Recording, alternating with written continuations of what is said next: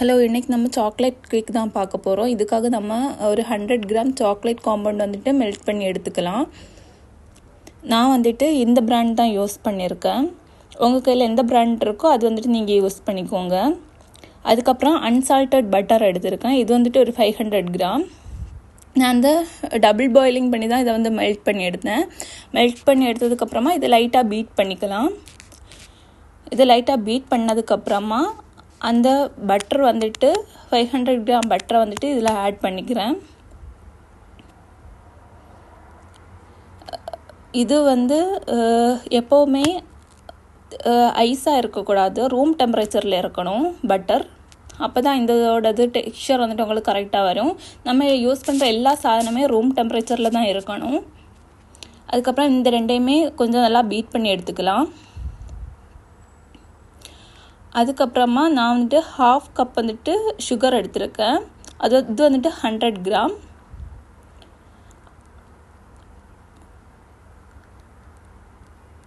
இது 100 கிராம்னு சொன்னது வந்துட்டு பவுடர் சுகர்.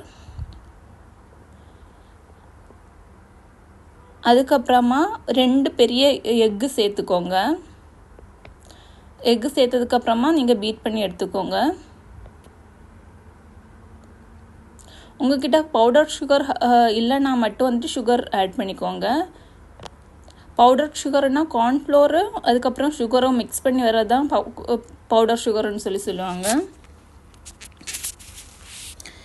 இந்த மாதிரி தனித்தனியாக எக்கை வந்து போட்டு பீட் பண்ணி எடுத்துக்கோங்க. ரொம்ப நிறைய டைம் வந்துட்டு பீட் பண்ணணும்னுலாம் அவசியம் இல்லை.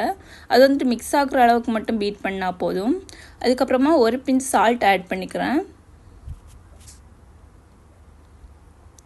கூடவே வந்துட்டு 1 டீஸ்பூன் வெனிலா எசன்ஸ் சேர்த்துக்கிறேன்.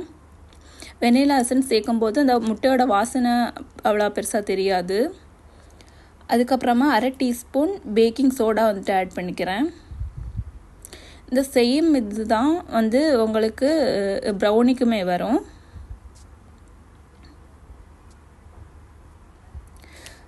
நான் வந்துட்டு ஒரு ப்ரீஹீட் பண்ணுறேன். 180 டிகிரி செல்சியஸில் வந்துட்டு ஒரு 5 மினிட்ஸ் வந்துட்டு ப்ரீஹீட் பண்ணுறேன்.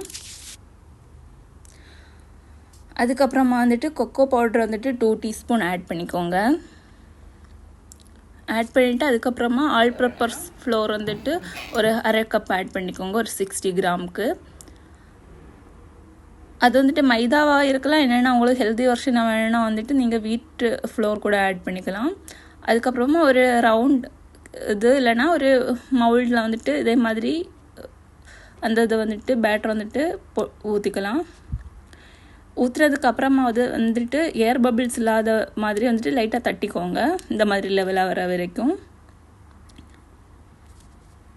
இதை வந்துட்டு ப்ரீஹீட் பண்ண ஓவனில் வச்சுக்கலாம். ஒரு 25 மினிட்ஸுக்கு அப்புறமா இது வந்துட்டு ஒரு டூத் பிக் வச்சு செக் பண்ணி பார்த்துக்கோங்க. இதில் வந்துட்டு சாக்லேட் சிரப் வந்துட்டு மேலே தூவிட்டு